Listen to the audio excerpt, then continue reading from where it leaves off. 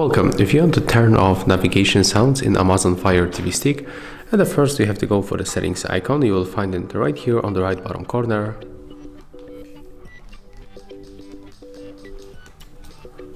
Next you have to go for the display and the sounds.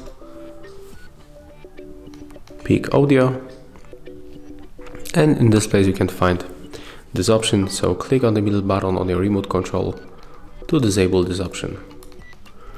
As you can hear, we easily get rid of that sound. If you want to get it back, just click OK button one more time. And that's all. If you find this video helpful, remember to leave a like, comment and subscribe.